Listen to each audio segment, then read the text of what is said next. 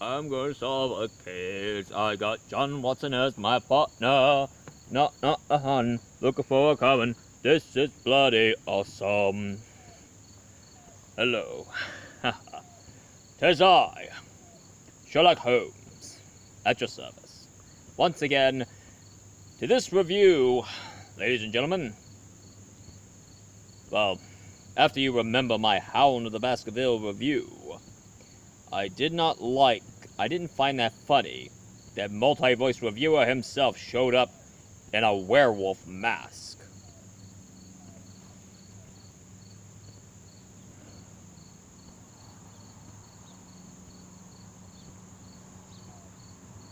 Before I'm gonna review this to you folks, I bet you all been wondering.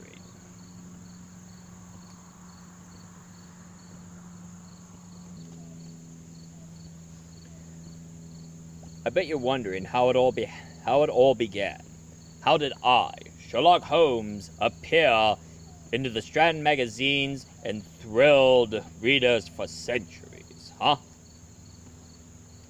Well, I'm going to tell you a brief history about the man who wrote Sherlock Holmes.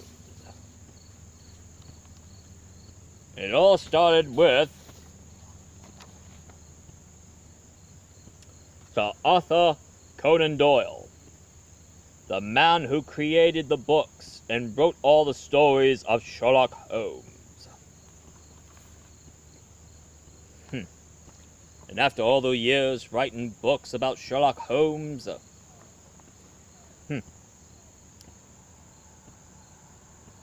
But did you know that Sir Arthur Conan Doyle, he studied medicine and tried to be a medical doctor? He would have been called Dr. Conan Doyle. And the man who gave the inspiration to Sir Arthur Conan Doyle from his Sherlock Holmes stories is, of course, a medical doctor who is Sir Arthur Conan Doyle's teacher. And his name is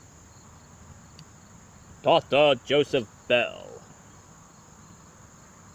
A medical doctor and a very smart man. One thing that's interesting about Dr. Joseph Bell, exactly how Sir Arthur Conan Doyle described him, is he can tell about somebody by just watching and observe the person before they were able to tell them about themselves. I mean, he would look at their hands to see what their hands been through. He can tell how many alcohol they've been drinking by the look on their face. And he can tell by the tattoos they wear what part of military they're from. And even they can tell, and of course he can tell by looking at him, of his clothing. What kind of clothing he wore, and how he dressed up. Yes. And of course he was a consultant to Scotland Yard. Police officers. And believe it or not, even Dr. Joseph Bell himself did get himself involved with a notorious serial killer known in England. Jack the Ripper.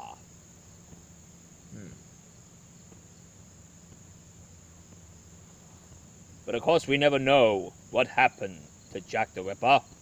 We never know who was behind Jack the Ripper. But it was Dr. Joseph Bell who gave Sir Arthur Conan Doyle here inspiration of his books. But sadly, Sir Arthur Conan Doyle got so sick and tired of writing stories of Sherlock Holmes that he decided to kill off Sherlock Holmes in the story The Final Problem, where he goes one-on-one with the notorious killer, the Napoleon of crime himself, Moriarty. But sadly, the Sherlock Holmes fans, they just won't let Sherlock Holmes go.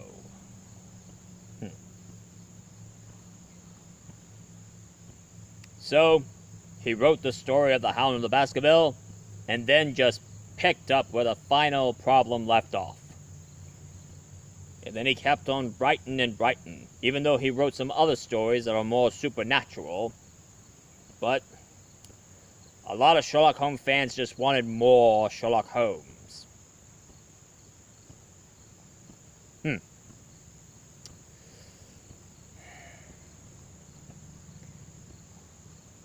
And he himself, Sir Arthur Conan Doyle, did got himself involved with the Jack the Ripper case himself.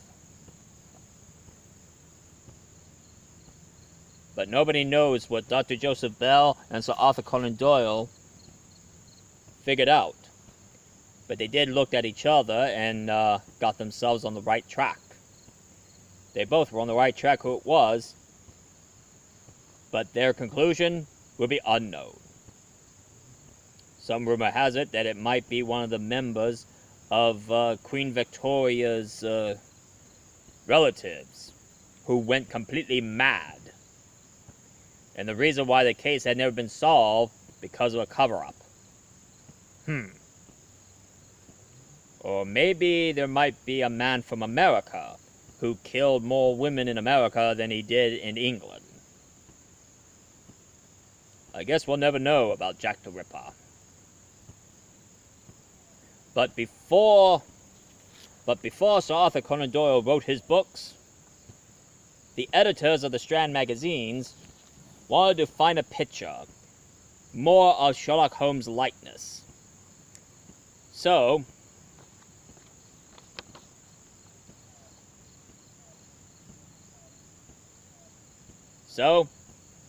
the owner of the Strand magazines looked to his brother, Walter Paget.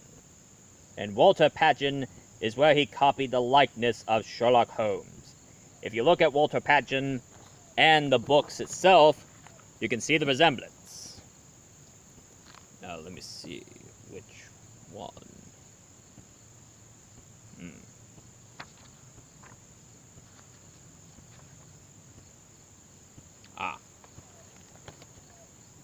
Look at that's Sherlock Holmes right here. And look at Walter Paget.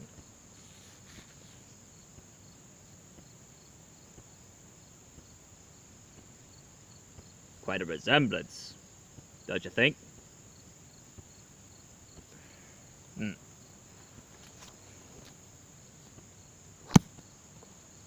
But enough about the history of Sherlock Holmes. I knew that the history would be a little brief.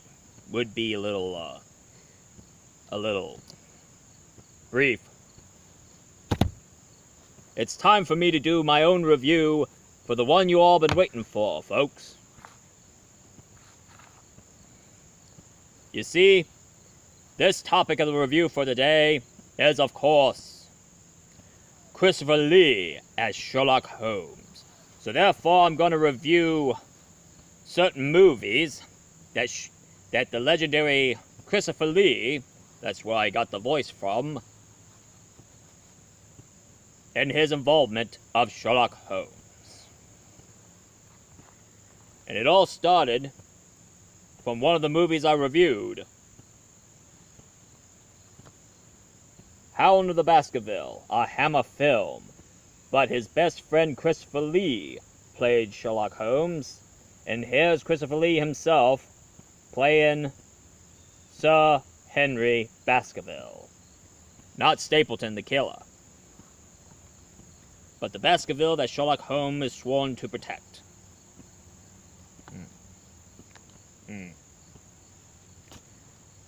And then Christopher Lee appeared in another Sherlock Holmes movie, not as Sherlock, but appeared in this one, The Private Life of Sherlock Holmes, an untold story about Sherlock Holmes, directed by Billy Wilder, one of the greatest movie directors known in history. Now, of course, Robert Stevens played Sherlock Holmes, along with Colin Bakley as Watson. And what did Christopher Lee played as in this movie?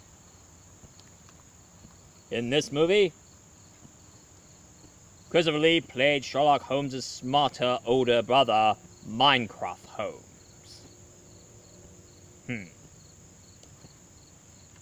The third one, nothing to do with Christopher Lee, just a Michael Caine comedy called Without a Clue.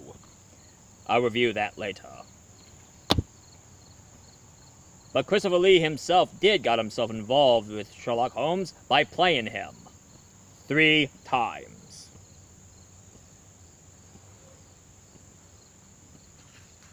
His first time playing Sherlock Holmes was in a 1960s movie. And this film was made in Germany, with Christopher Lee as Sherlock Holmes. In this movie, Sherlock Holmes and the Deadly Necklace. What's it all about? It's about when Sherlock Holmes gets himself involved with a jewelry, a very valuable jewelry, a necklace.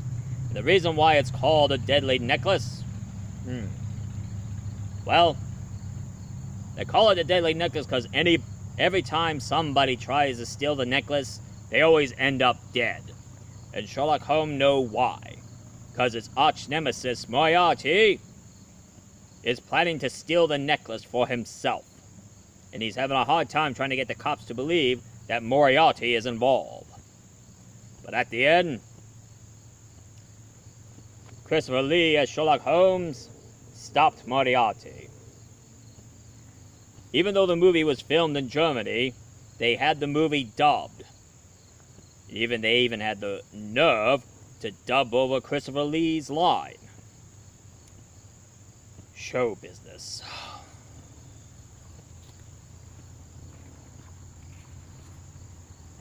And then in about the 90s, early 90s that is, Christopher Lee appeared on 2 TV movie serials of Sherlock Holmes, where Sherlock Holmes is now in his old age.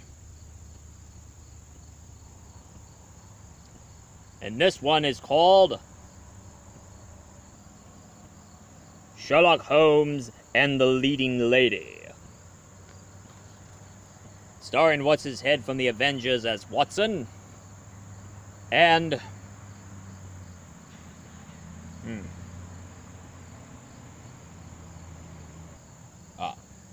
Morgan Fairchild as Irene Adler.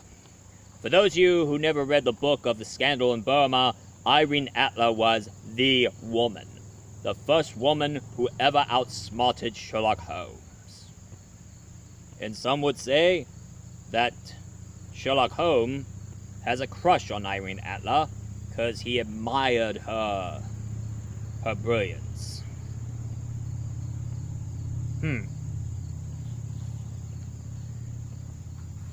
And then the last movie that Christopher Lee played, the sequel of the movie,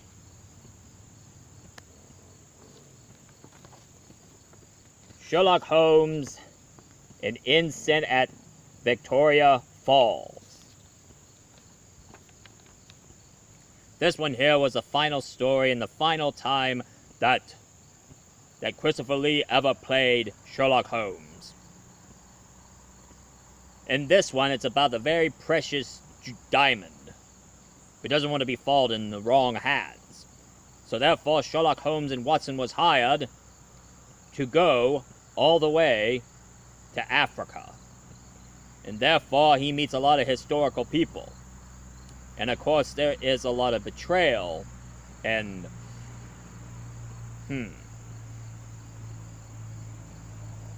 betrayal and deceive between the suspects. But it all involves a diamond, a very precious diamond. I recommend to you to check out the Deadly Necklace.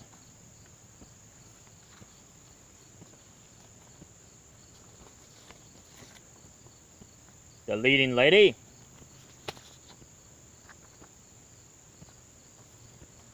An Innocent at Victoria Falls. Or I think it spells out instant.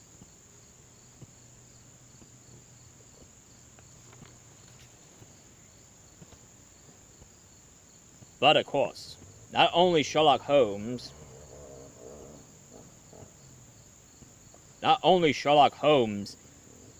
played Sherlock. I mean, not only that Christopher Lee played Sherlock Holmes and played other characters in Sherlock Holmes films, he also did a lot of extras.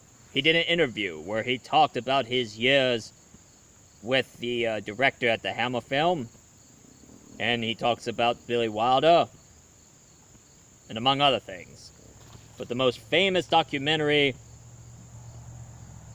that Christopher Lee ever done. Now this one was made in 2000 and... I mean, not 2000. This one was made in 1985.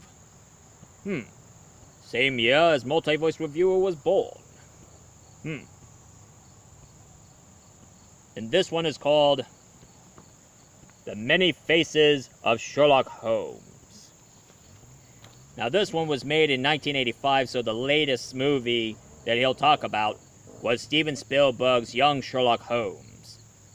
And if any of you want me to review that, probably another time. But this one was a really good...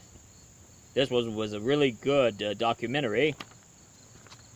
Talks about all the actors who played Sherlock Holmes from plays, movies, and TV shows. And that is Christopher Lee as Sherlock Holmes.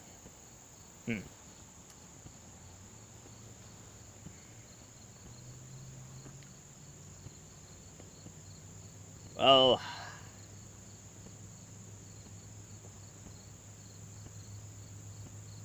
for those of you who are wondering what my next review gonna be, I've been looking back at my old review. Remember my Clue and Cluedo review? Well, with all the new things coming out, I've decided to revisit Clue. So for those of you who are interested, please subscribe and leave a comment down below for this review. Hit like. Now, if you excuse me.